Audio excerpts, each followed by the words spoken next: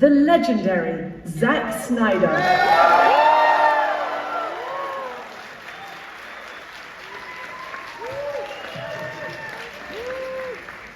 Love you, Zach! How many of us are there going to be up here? Okay, 3. So I'm standing right here. Are we going to? Is there going to be more? Okay. Also, welcome to the stage, Deborah Snyder.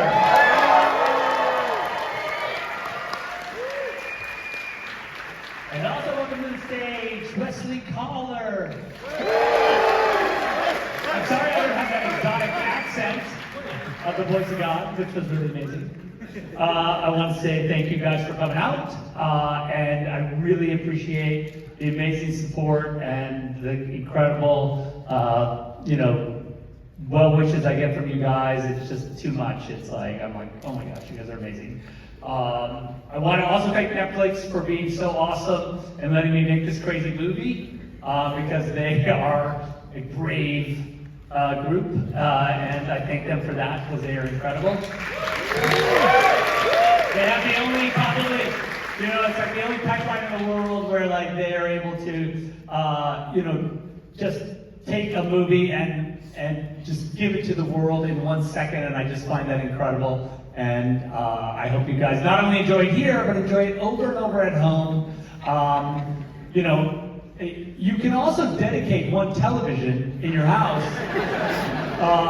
It doesn't have to be, could be in the other room, or because you can just like look and look, that's that part, and then you just watch, and then you.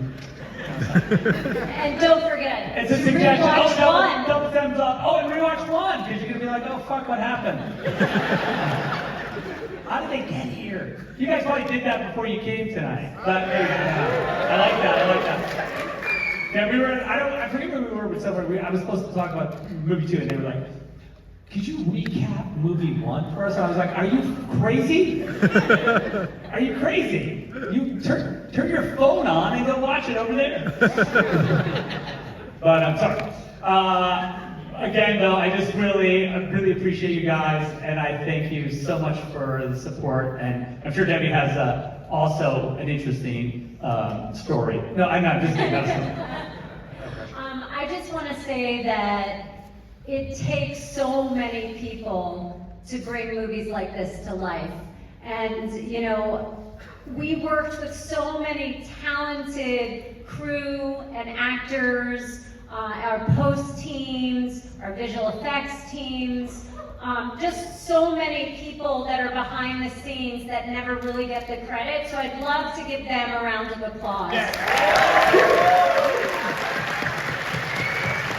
They've really become our movie family for us, and we've worked with a lot of our team over and over, and they're so valuable. Especially this man standing right beside me, Wesley.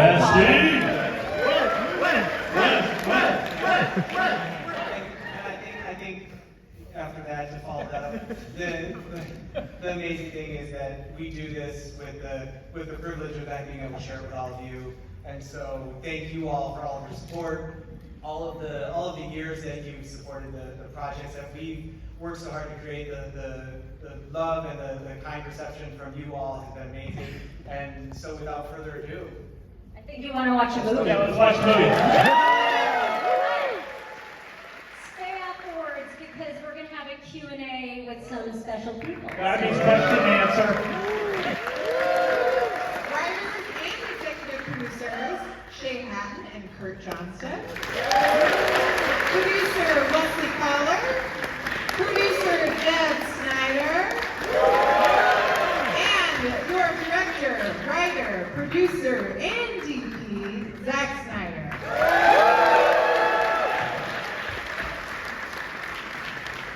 Look at this. We're overhydrated. We have lots of water. It's impossible. Mr. Snyder, do you ever consider not doing all the jobs?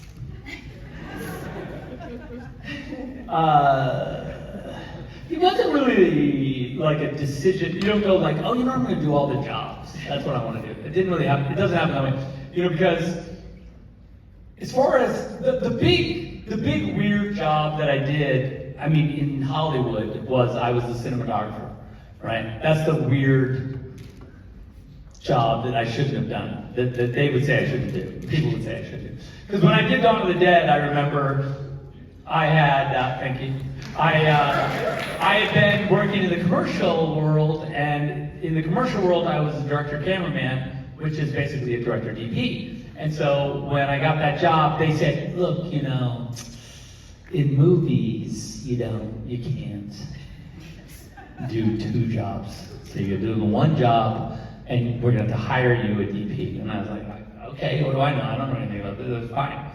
But Matt Leonetti, who was the DP of that movie, who's amazing, he's a great guy, he was incredibly generous with me and incredibly, he knew that he would, because like, we would do setups and he would see that I was impatient and freaking out. And so he'd go, look, you know, Zach, why don't you go over there and shoot a shot or something, you know? Make yourself busy over there. Go shoot some close-ups of those keys or whatever. So I had a second unit, and we had like this Innovision lenses, which were these kind of weirdo, super close-up. So if you've ever seen the movie, there are these like crazy giant close-ups of guns and weird. Those are all the shots I did when I was in between setups. When he would say like, get out of here and go shoot something while we make the movie over here. And then I would come back and I'd be like, can we film now? And he'd be like, yes, it's ready. And I'd be like, okay. And so, cut to Army of the Dead. So we finished Justice League, and you know, suffice it to say, well, yes, but suffice it to say, I was a little bit gun shy. Maybe that's the way of putting it. So, as far as like, just like what I recognized on Justice League is that the big got the sort of further away you as a director were from the movie. So like you're in a giant movie, and over there, the actors are over there somewhere, and you're in a tent or at a table, and you have like all these monitors, and you're just kind of sitting there, you know. It was great, guys. It's kind of that. But then what happened was when we were getting ready to when I was thinking about making Army, I was like, you know what? I really want to just be the DP of Army, because I just feel like I need to get back and just get a hold of these fuckers and make a movie. And so that was kind of the evolution. And then when we made Army, it was really an amazing experience. I felt really close to everything and everyone, and it was really amazing. And then so we just carried it on to this. So that was the weird. Sorry, the fucking longest answer ever. I apologize. Jesus Christ, shut up, Snyder. Anyway, so that's the weird job. Otherwise, like with Kurt and Shay, that's like normal. Like we have fun writing the movie, and it's really cool. And then okay, go make that movie. So that's kind of normal Hollywood stuff. And producer, I'm gonna produce it, yes, because I'm doing the movie. But I have Debbie and Wes, so I know it's they're not gonna the bottom's not gonna fall out of it, right? Because these guys are awesome, so it's gonna work. Yeah. It's true. Thank God. Zeroing back in on this wonderful chapter we all just watched. This could be for everyone. Can you kind of talk to us about, because this is a unique situation in that two films were filmed at the same time, can you talk about kind of if you guys were on it for the whole time? When did you guys come in? When did all your jobs start? Did they end? Did you have a break between 1 and 2? All these people right here, everyone here was on the move, have been basically hanging out with us for about the last 5 years, I think, maybe longer. It's coming right. When did Army start? It's coming about 3 years. It's or for this movie. 3 years. But starting with Army, because usually they have a break between this and Army, not that big of a break. It's 5 or 6. I think. Yeah. So anyway, so it's So Okay. we were talking about. Maybe it's been 15 years. Yeah. Sorry. I mean, yes.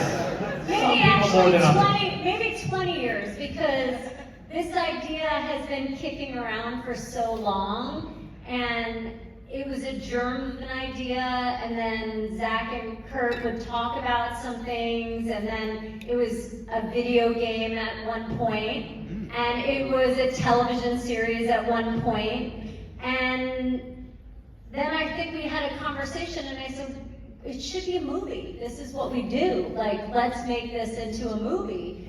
And then we started developing it into a movie. But it was always something, the idea that Zack and I, listen, when you're a producer, director, husband and wife, like, you're always talking about the things you're passionate about, the movies you're making, the projects you want to make. So we had been talking about it for years and years and years.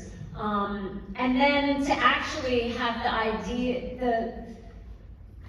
to have a studio willing to make something of this scale with an original IP and original characters is really kind of unheard of today, because everything is sequels, prequels, it's a game, it's a this, it's a that.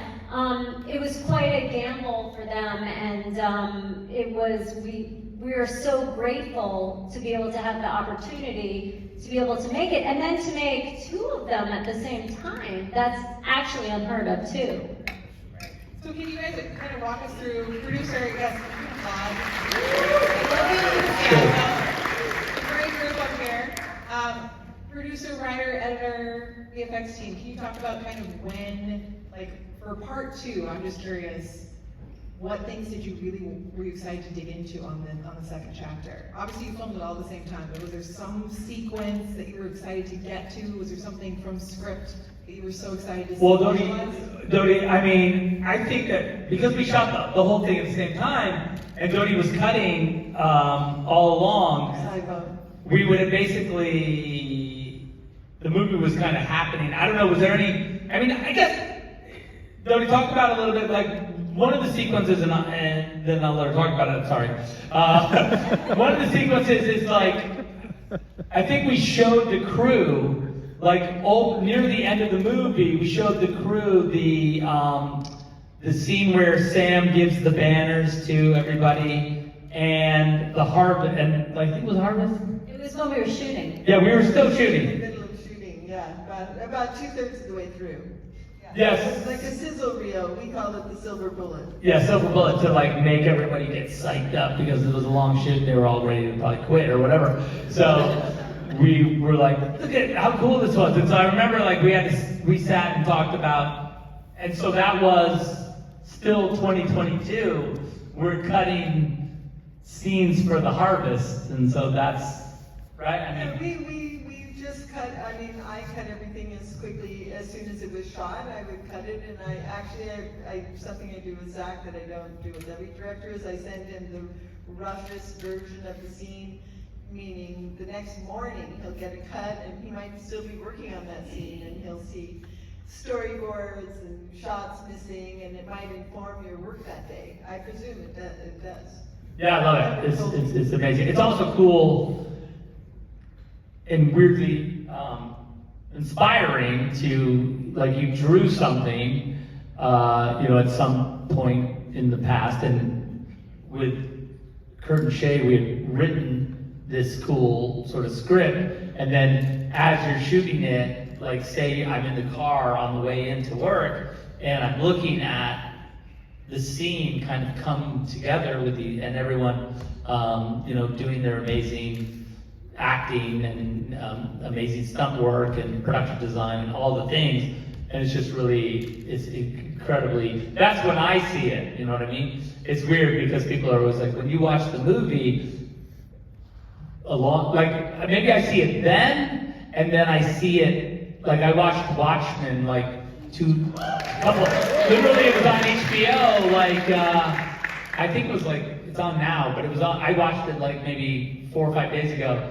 I was just laying in bed and it was on and I watched it. And it's weird, like for me, like that's the other time I watch it, like 10 years later, Like those are the weird, like that's and for you guys it's different, like you get to see it kind of in a single shot, where I kind of like, it's pieced out to me in this weird way. So you guys you're living with it differently. Yeah. Dodie, I have to just backtrack. Does that mean you're working vampire hours when they're shooting? And you're cutting overnight? a little. As soon as I get the material, I'll cut it. But I wanted to speak to what you said about Zack doing all the jobs. Of course, he did do a couple more jobs, like drawing all of the storyboards for the entire movie. I sat in the editing room and I cut together long before they start shooting. I built the whole movie with the storyboards, and it really helps me in the cutting because the script supervisor has them all numbered, so all the shots come in, and we're building from his storyboards. It's fantastic. That's amazing. Also, I want to say that, I don't know, Jared, are you here? Yeah, so very good friend of mine and longtime collaborator, Jared Parrington, amazing artist. Like really, to call him a storyboard artist is rude, I think. Like I doodle, like Disrespect to storyboard. no, by the way, absolutely, because that's what I kind of like. I would say, but like so, what Jared would do for me a lot of times, I guess when I ask him to draw a little sequence, he'd be like, okay, fine, I'll draw a sequence for you. I don't want to. I want to draw these cool paintings, is what he does. So like, I'll say like, oh, it would really be cool to, if I could, I really want to like get excited about this scene, and we'll talk about it, and then Jared will knock a painting up that is fucking crazy, and then I'm like, okay, I want to make a movie now. And so I think he's back there, and he's a genius, and thank you, Jared. And all the storyboards, as well as the paintings, really inform what Marcus does, because a lot of times if things aren't thought out in pre-production, it costs a lot, there's a lot of stuff thrown out. So I know, Marcus, can you talk a little bit about how this process affects you? Yeah, absolutely. And it's interesting, I never asked you, Zach, because it's like, I'm rushing to get the storyboards out of the cut, right? Because it's just a piece of paper, digitized, and I'm just like, I gotta get something in there. That's rude. Get something in there. No, but that's what I'm getting at. It's like, it's a little sad to see those go, probably, for you. But also, No, it's not sad at all. But yeah, I think a lot of the artwork. When Jared's drawings go out, it's sad, but when mine go out, it's fine. But even Jared's artwork too. Really early on, when we put that sizzle together. Like I looked at some of those for this movie, for both movies, but for this movie, I'm like, man, that's like we're gonna have a lot of work ahead of us. Like, okay, that's our key art in this moment right now. How can I make this shot feel like that? And some of the shots in here are almost one-to-one matches, like the Dreadnought crashing, you know, like that's my eye on the prize. I gotta make it look like that. I gotta make it feel like that. Like taking that one piece of art still frame and putting it in motion is like super important. And, you know, like you're very, very vocal along the way with, you know, I want this. This is important in this board. This is important in the sequence. So it's the one shot also of the gunner getting shot in the head. In profile. Oh, that's not in this cut. Sorry. I knew he was gonna do that. We're gonna I'm talk sorry. about Anyway, it's cool. I knew that was gonna Some other cool shots. It's a really good shot. It's gonna be great. Don't worry, I have a question. We're coming back to that. It's fine. It's fine. We won't leave it. It's not going anywhere.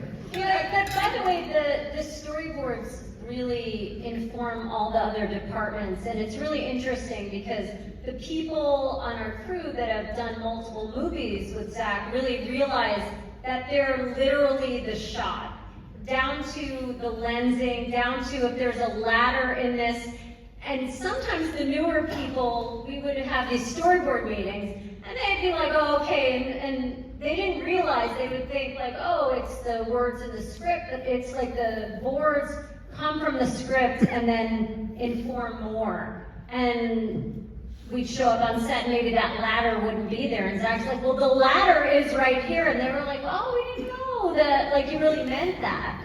And then people catch on, oh, it's exactly how it is. And it's really interesting. I think some of the making of books show a comparison of the drawings, sometimes the previs, and then the actual shot. And it's so amazing to me how accurate it is when you look at them in comparison. Yes, thank you, by the way, for doing that, because it's a dream to Oh, be. you got me. Yes, it's that. Thank you for doing Well, it's not, it's, you know, I really wish, when we were doing Sucker Punch, I remember, thank you, I remember the production staff saying, you know, who was it? Who who said it to me? Well, I forget. One of the production, like old timers, was like, one day you're gonna like not draw these drawings and you'll be able to just like, you know, just make it up. I'm like, well, I can make it up, but like I just thought the drawings were helpful. But like I can't. It's funny because like the more like when you try not to do the drawings,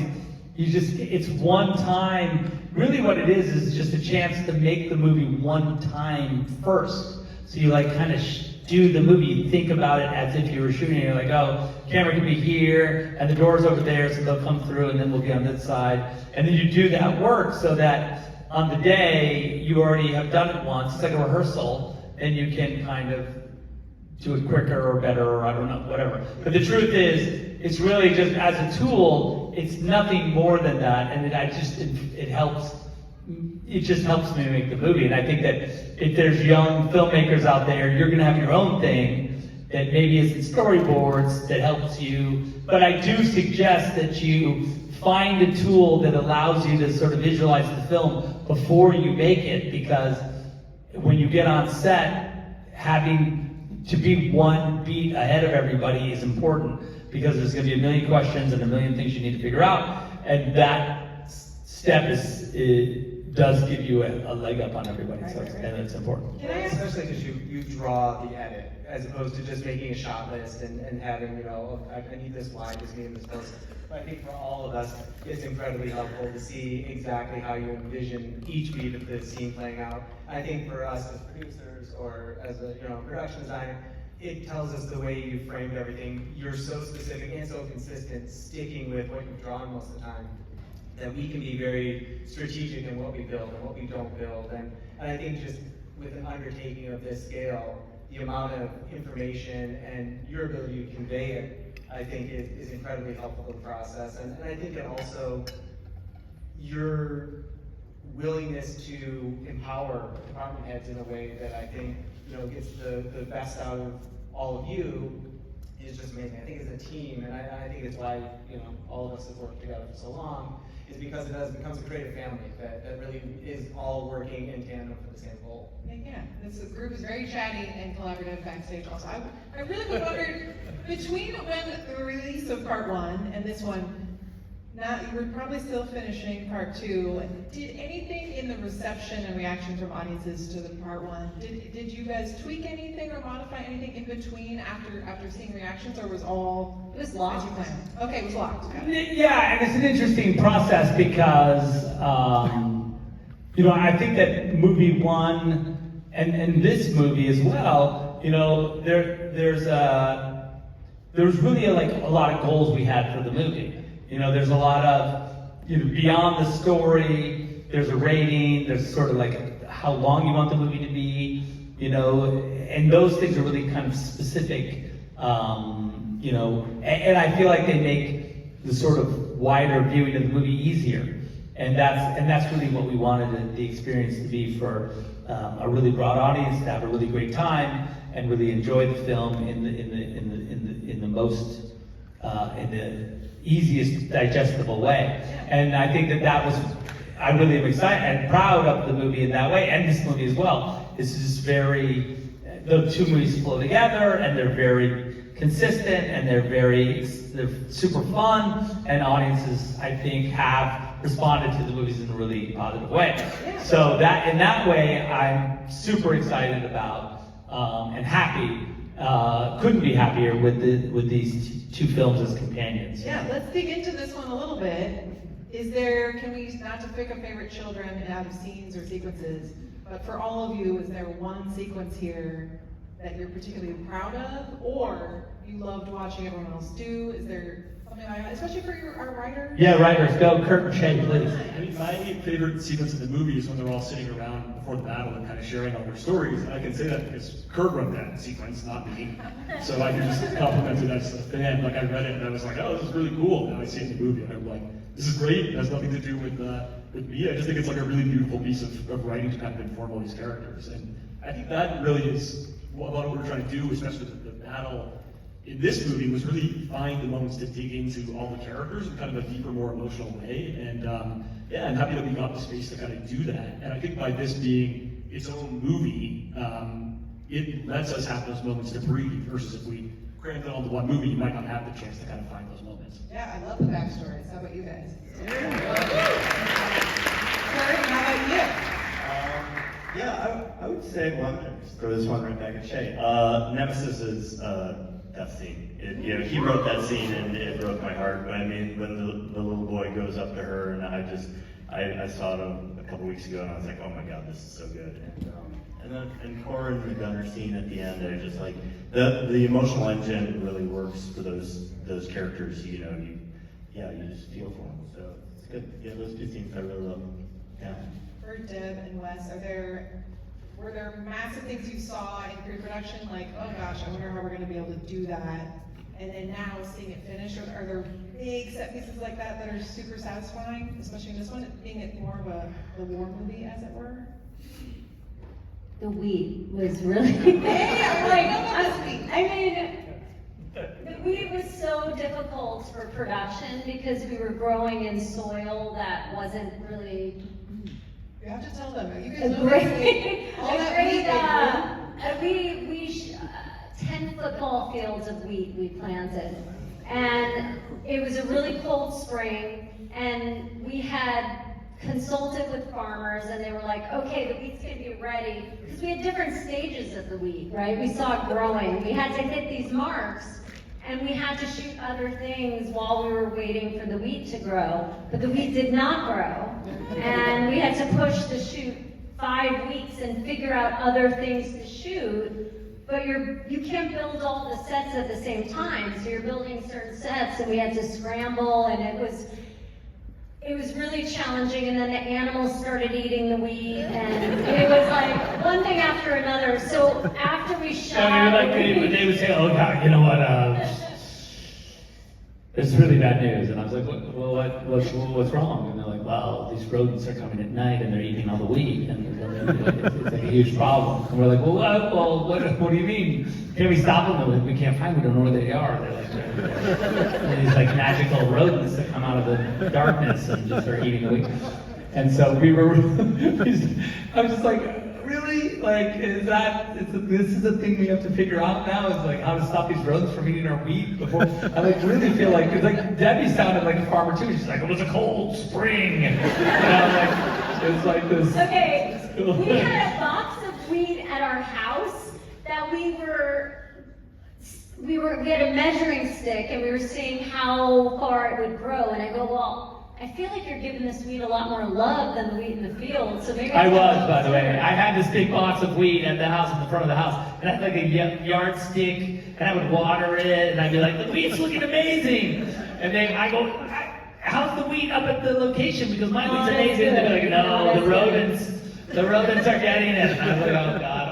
I'm like, I don't have any rodents here, so it's. By the way, when we finally got to shooting it, I think everyone took a deep breath, except there was rattlesnakes then that were in the wheat.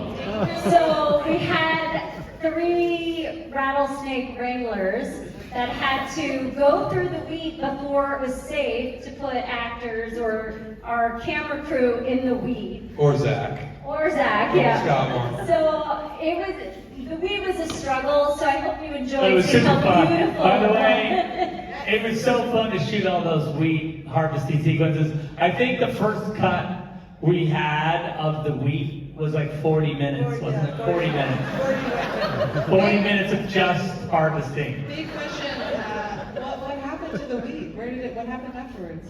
Well, Oh, we fed it to the cows. It got, we made some beer out of it too. Beer, yeah. Yes. Rebel Moon beer.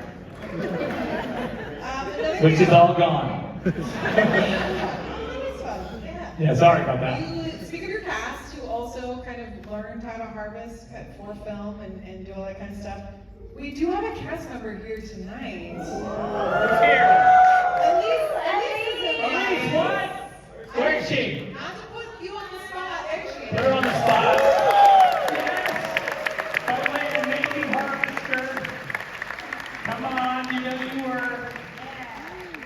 Yes, I will embarrass you. We get a little more action with each of the cast members in this film, and we could absolutely talk about Elise and her abilities, but I would love to kind of talk about your cast and the kind of leveling up they do in part 2, at least from my perspective. Well, it's a lot of fighting. I mean, it's a lot of like real fighting. At least, for instance, has that amazing sequence where she comes out of the water, she blows up the mechanized tank thing, and then she's out there by herself fighting all those guys in that sort of weird crater. And I remember we were filming it, and I was like filming her and basically like falling all over the place because they were like all the dead bodies of the soldiers would like roll under my feet, and so I'd have to like jump over them and then like still try and find her. But it was great. And then there's that shot where after you fire the rocket launcher and the thing blows up, where I was chasing you down and we both sort of tumbled into that thing and fell on top of each other. I don't know if you remember that, but it was pretty crazy. So yes, there was a lot of leveling up of a lot of dirt in our ears, as I recall. I think emotionally, there's a lot of leveling up in terms of the heavy lifting that's done into the performances, in my opinion, are great across both films, but I think that the stories of redemption, the stakes get higher as we get deeper into the second movie there, and I'm always blown away each time we watch it with just how invested I am in those characters and those arcs, and we couldn't have been more lucky to have the group of actors that we did that not only delivered on screen, but also we had a lot of fun shooting the movie. You know, it was a long shoot, And it was long hard. days. It was It was hot. hard, and everybody showed up and just worked together and worked really hard to accomplish something that we're super proud of. Yeah, it's awesome. I love to talk about fight sequences because I think fight choreography is awesome to watch. You all do collectively. You do a really good job with it. And I think with talking to Dodie and Marcus, can you talk a little bit about the epicness of some of the fight sequences and how you like your part in what you love to shape those and how you kind of enhance the performances? Well, one thing I did want to say that for editors, the sentence we don't want to hear is fix it in post. And Zack fixes it in prep. And that's what I was saying about the storyboard, also about there's something he calls stunt biz, where his stunt team videos themselves doing all the stunts. It's blocked out very, very carefully. They cut the sequence together and he gives feedback and notes on that, and they keep tweaking that action for months, actually, before shooting even starts. And that totally informs the edit of those really complicated sequences. Plus, he puts the actors through very, very rigorous training. So they're doing, I mean, the scene on the sliding platform is mostly Cora and Noble, the actual, Sophia and Ed, doing their own stunt work. So it's very rare that a stuntee takes over. That's awesome. Yeah, the cool thing, and yes, awesome. And by the way, the amazing thing is that our stunt team is they have to die all around them. Dying, being the actor that gets all these stunties that get killed are as important because they have to they're amazing, of course, the actors are amazing, they're thinking about a million things and they have to kill all these guys. So maybe this guy, they kill him awesome, and the guy over here, they kind of don't get fully around to get the second guy, but this guy sells so well that they're able to actually move through to the third guy that they can get again. So thank God for and also the stunt performers know the choreography. So in the rehearsal for the cameras and everything, the double would do the fighting and then really be able to work with the actors to say okay, so it's this guy and it's this guy. Remember we talked about, and then really kind of help shape what they're going to do when the cameras roll on them. Because I do favor actor action only because I tend to like to shoot kind of closer and a little bit wider, and so it ends up, it's difficult to cover with a double just because the camera's like that. And so you end up having to, there's just no way around it. And early in my career, I just found that I was sort of asking the actors to do it, and without really considering whether or not that was a thing that I should be doing. And it's worked out over the course of the movies that I've really had a huge amount of luck with amazingly talented athlete actors that have done incredible, amazing. There's this one shot in Sucker Punch where Abby Cornish has like this long fight scene down this trench where she's killing these like World War I sort of steampunk zombie Nazis, and she's fighting her way all the way to the end of the take, and at the very end of the take she has to do this mag change, and I was like, it's really tricky, because if she fucks up the mag change, the whole shot is like screwed, because then we have to do it again. And I remember her just like thumbing the mag and like slamming the mag back in and racking it and going. And I was just like, you are an animal, like this is like so awesome. And I think that experience for me has been just sort of duplicated over and over by all these amazing, whether it be Jaimin on the bridge, Sophia, like blew my mind every day. She's beyond. And I've been so blessed, and I really couldn't be more grateful to these amazing actors for what they've been able to do.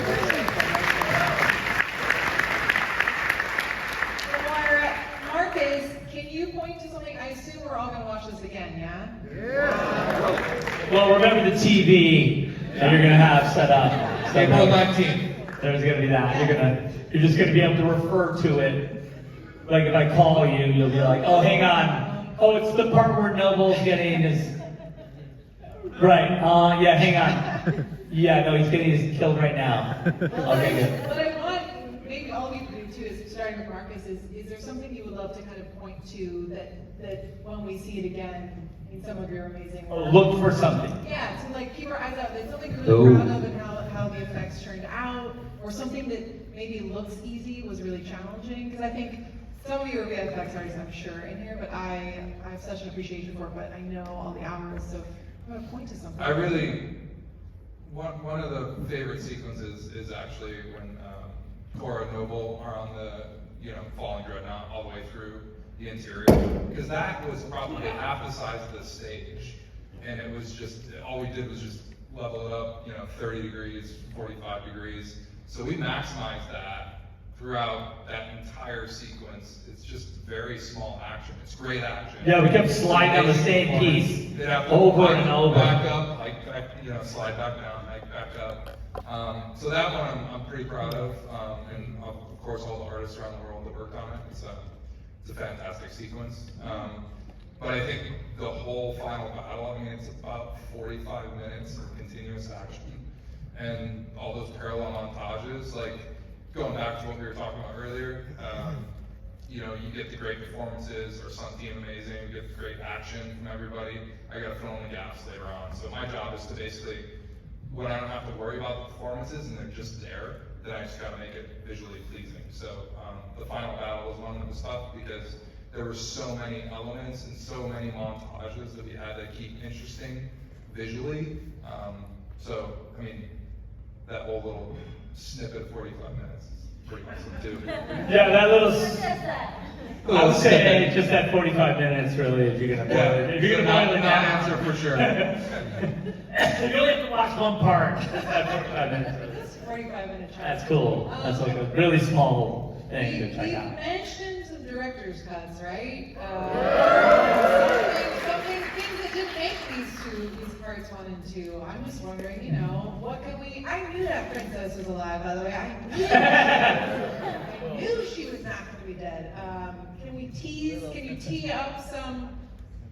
Well, go ahead, baby. What are you going to say? I'm gonna say something. Yeah. We are working on them now, right? So yesterday we had the mix for part 1, the director's cut.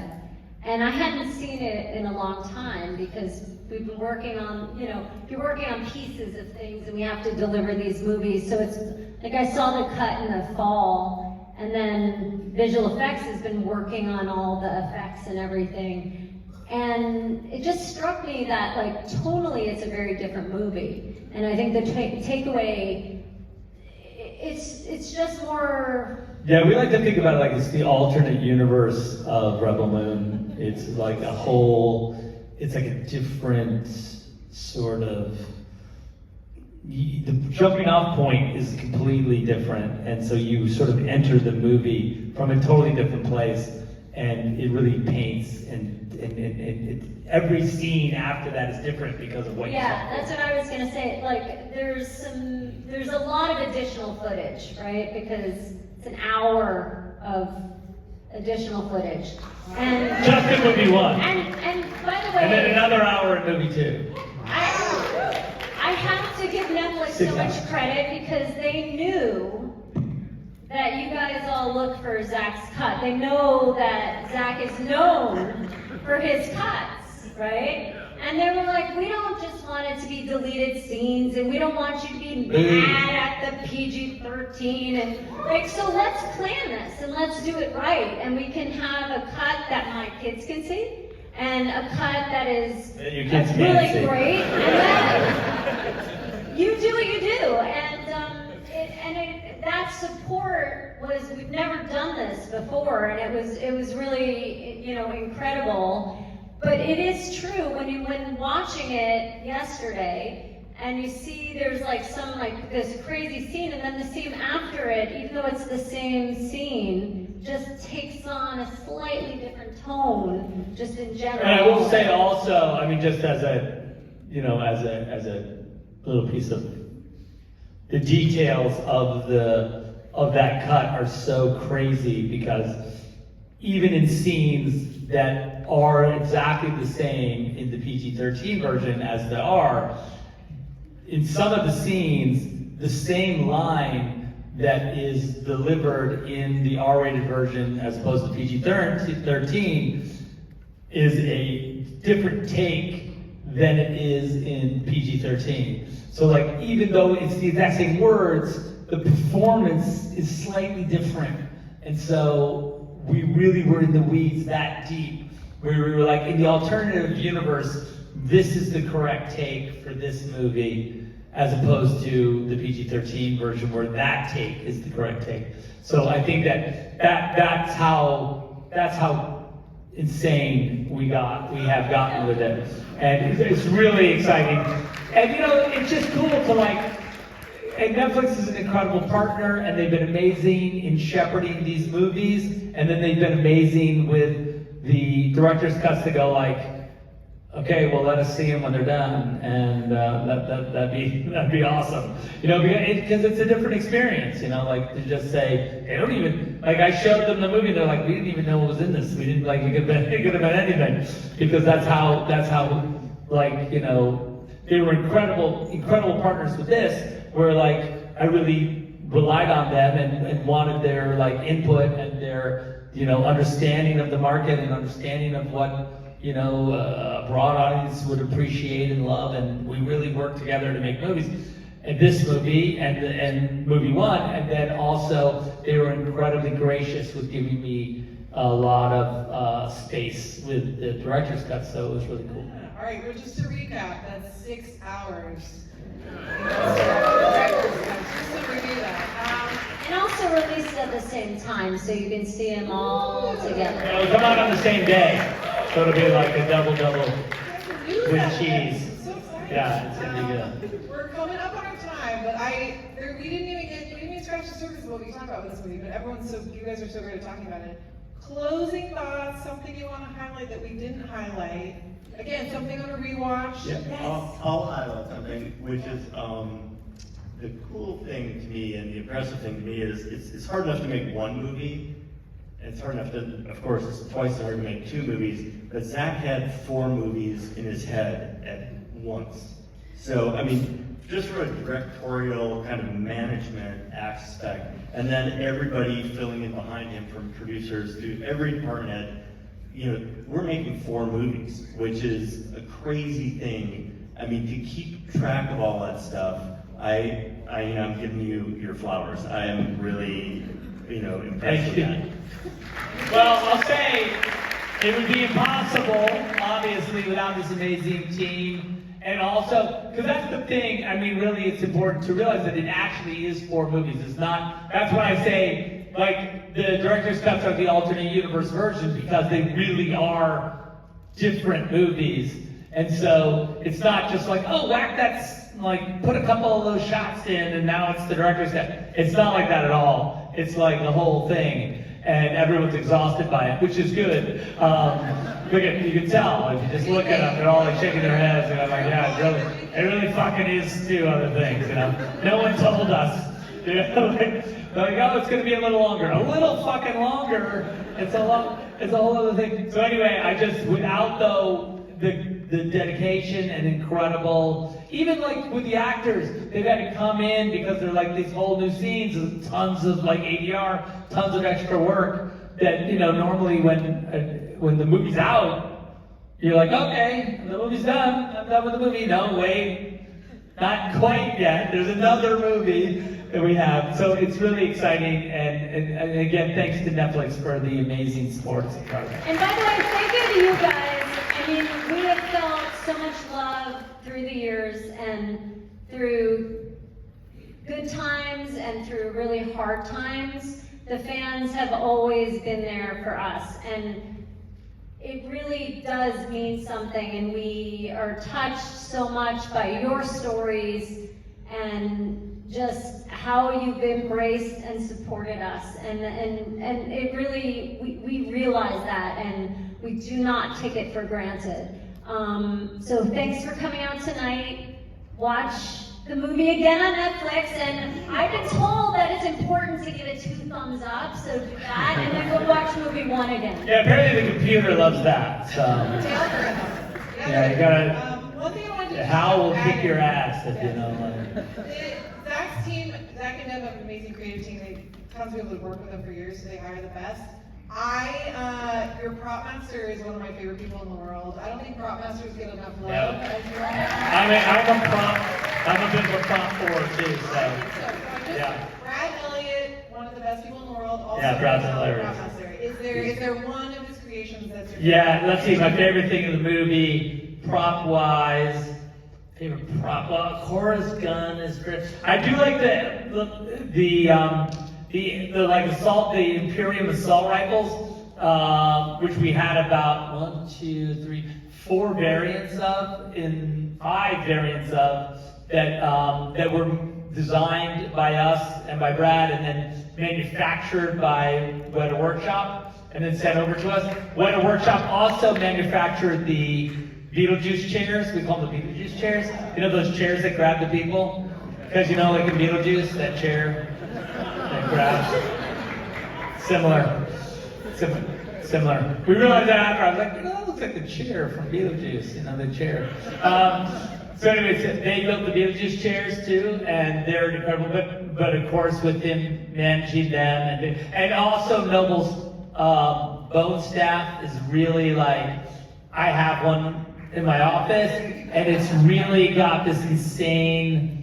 So like the mythology is basically that the ancient Isa, the original Isa, there's the 3 incarnations of Isa. The original Isa was born during the time of upheaval, and to escape this conflict, she was taken across the desert on this creature called the Lochnar, and the Lochnar, that is the femur of the Lochnar that died carrying Isa to safety.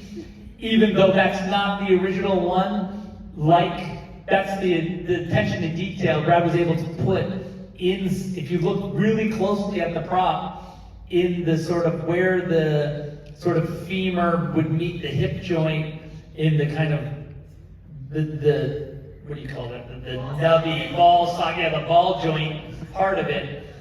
There's a little window cut out, and in it is a little shard of bone, as if all they had left over from the original,